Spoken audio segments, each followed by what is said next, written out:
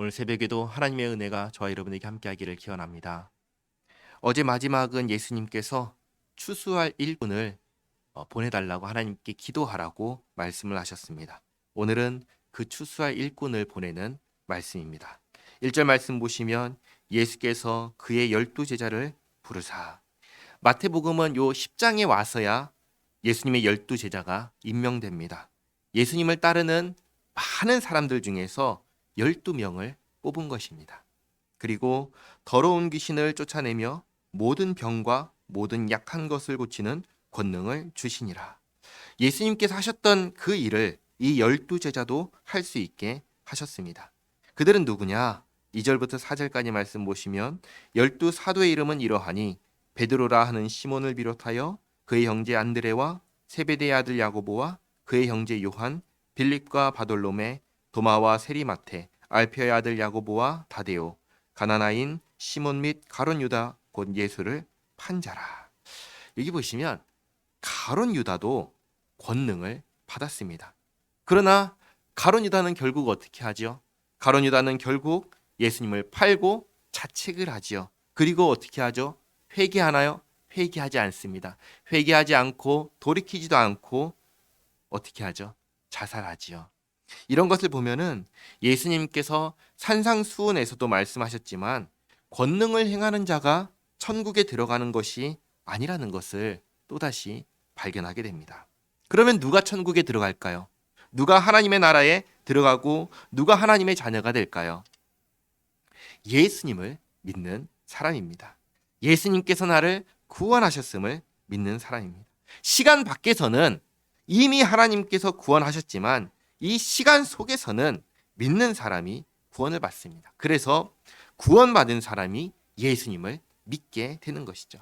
그러면 예수님께서 이 제자들에게 권능을 주신 이유는 무엇일까요? 이 권능은 표적입니다. 표적은 사인입니다. 보고 알라는 사인입니다. 무엇을 보고 무엇을 알라는 것입니까? 이 권능을 보고 하나님의 나라가 왔다라는 것을 알라는 것입니다. 하나님의 나라가 왔으니 그 나라에 오라는 들어오라는 초대장인 것이죠. 그것을 보여주는 것입니다. 그리고 정말 중요한 것, 이 권능을 누가 받았죠? 이 권능을 모든 예수님의 제자들이 다 받았나요? 그렇지 않습니다. 이 권능은 12제자가 받았습니다. 그렇죠? 우리는 12제자인가요? 아닌가요? 우리는 12제자가 아닙니다. 그 말은 이 권능은 우리에게 주신 것이 아니라는 것입니다. 그리고 이 말은 12제자와 우리는 역할이 다르다라는 것을 알 수가 있습니다. 그들에게는 이 역할을 부여하셨습니다. 우리에게는 다른 역할을 주셨습니다. 에베소서 2장 20절 말씀을 보면은 이렇게 말씀하고 있습니다. 너희는 사도들과 선지자들의 터 위에 세우심을 입은 자라. 그리스도 예수께서 친히 모퉁이 돌이 되셨느니라. 이렇게 구분을 해서 말씀을 드리겠습니다. 12사도는 교회의 기초를 세웠습니다. 우리는 그 기초 위에 교회를 이룹니다. 12사도는 교회의 기초를 세웠고 우리는 그 기초 위에서 교회를 이루는 사람들이 바로 저와 여러분입니다. 그러면 교회를 이루는 우리는 무엇을 해야 할까요? 사도 바울은 우리가 무엇을 해야 되는지 이렇게 알려줍니다. 에베소서 4장 11절 12절을 보시면 이렇게 말씀하시죠. 그가 어떤 사람은 사도로, 어떤 사람은 선지자로, 어떤 사람은 복음 전하는 자로, 어떤 사람은 목사와 교사로 삼으셨으니 이는 성도를 온전하게 하여 봉사의 일을 하게 하며 그리스도의 몸을 세우려 하심이라. 아멘. 모든 사람들이 다 똑같은 일을 해야 하는 것이 아니라 모든 사람들이 다 교회의 기초를 세웠던 12사도와 같은 일을 해야 하는 것이 아니라 하나님께서 각자에게 주신 은사를 따라서 교회를 섬기는 것, 교회를 세우는 것, 이것이 우리가 해야 하는 것입니다. 그러니까 12사도가 해야 되는 일을 마치 우리가 해야 되는 일로 착각하면 안 되는 것이죠. 구분해서 봐야 하는 것입니다. 예수님께서 이 12사도에게 권능을 주시면서 가라고 하십니다. 5절 말씀 보시면 예수께서 이 12를 내보내시며 명하여 이르시되 이방인의 길로도 가지 말고 사마리아인의 고을에도 들어가지 말고 오히려 이스라엘 집에 잃어버린 양에게로 가라. 이스라엘 집에 잃어버린 양은 누구일까요? 이 양은 무엇을 잃어버렸을까요? 목자를 잃어버린 것이죠. 목자가 양을 잃어버린 것이 아니라 양이 목자를 잃어버렸습니다. 정확하게는 양이 목자를 떠난 것이죠. 그렇다면 이 목자는 누구일까요? 목자는 하나님입니다. 하나님입니다. 그리고 하나님을 떠난 양은 누구일까요? 모든 사람이죠.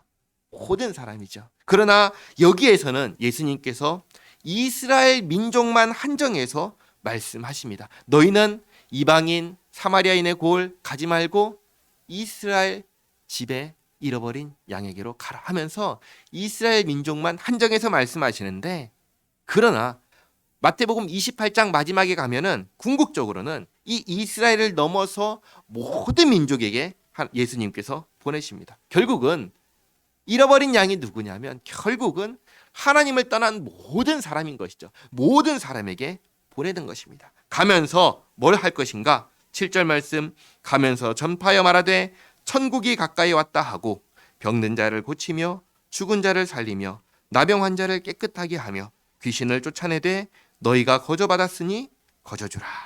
이 권능을 누가 주셨죠? 예수님께서 주셨습니다. 예수님께서 어떤 대가를 받고 주셨나요? 그렇지 않으셨죠. 그냥 주셨죠. 그랬으니 너희가 그냥 받았으니 너희도 그냥 베풀어라. 거저 받았으니 거저 베풀어라. 그렇게 말씀하십니다.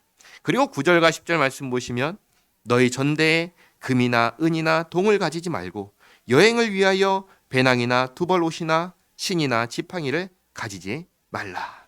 금이나 은이나 동을 가지거나 배낭이나 옷이나 신이나 지팡이를 가진다는 것은 다르게 말하면 내가 책임진다는 겁니다. 나의 생계를 내가 책임진다는 것입니다. 그러나 그것을 준비하지 말라고 예수님께서 말씀하십니다.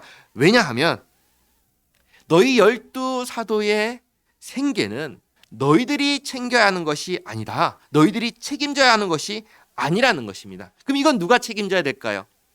복음을 전해받은 사람들이, 고침을 받고 나음을 받은 사람들이 해줘야 하는 것이다. 그렇게 말씀하시는 것입니다. 그래서 10절 하반절 보시면 이는 일꾼이 자기의 먹을 것 받는 것이 마땅함이라. 그러니까 가서 복음을 전했으면 그 복음을 들은 사람이 복음을 전한 사람을 책임져야 한다는 것이죠. 그걸 말씀하시는 것입니다. 그리고 11절에 어떤 성이나 마을에 들어가든지 그 중에 합당한 자를 찾아내어 너희가 떠나기까지 거기서 머물라. 그럼 합당한 자를 찾아야 되잖아요. 합당한 자를 어떻게 찾는가? 일단 가는 겁니다. 가서 12절에 또 그 집에 들어가면서 평안하기를 빌라. 그 집이 이에 합당하면 너희 빈 평안이 거기 임할 것이요 만일 합당하지 아니하면 그 평안이 너희에게로 돌아올 것이니라. 누구든지 너희를 영접하지도 아니하고 너희 말을 듣지도 아니하거든 그 집이나 성에서 나가 너희 발에 먼지를 떨어버리라. 그러니까 합당한 자가 누구냐면 12제자를 어떻게 하는 사람이에요? 영접하는 사람입니다. 근데 누가 자신들을 영접할지 알아요, 몰라요? 모르죠. 그럼 어떻게 해야 돼요? 일단 가야 되는 것이죠. 일단 가서 이야기를 해야 되는 것이죠. 두드려 보는 것입니다. 그래서 영접하면 합당한 자라 생각하는 것이고, 영접하지 않으면 합당한 자가 아니구나 생각하고 어떻게 하라는 거예요? 어떻게든 붙잡고 늘어지라고 하는 거예요? 아니죠. 미련 두지 말고 털고 나오라고 말씀을 하시는 것입니다. 근데 잘 한번 생각해 보시기 바랍니다. 예수님께서 권능을 주셨어요. 그러면 귀신 들리는 자는 귀신을 쫓아낼 수 있고 병든 자는 고칠 수가 있잖아요. 그렇죠? 그럼 가서 그 일을 하는 거예요. 귀신 들린 자를 쫓아냅니다. 그럼 이 사람은 구원을 받았어요? 아니면 버림을 받았어요? 구원받았죠. 은혜를 입었잖아요. 그러면 어떻게 할까요? 보통은 정상적인 사람이라면 은혜를 갚으려고 하겠죠.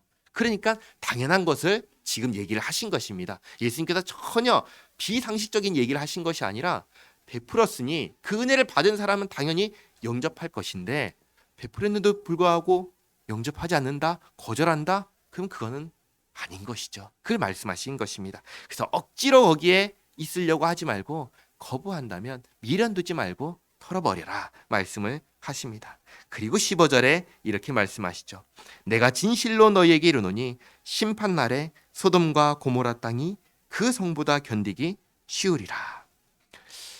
사실 소돔과 고모라나 예수님께서 보내신 12제자를 영접하지 않는 성이나 결과는 마찬가지입니다. 어떤 결과인가요? 둘 다 똑같이 심판받고 멸망하는 것이죠.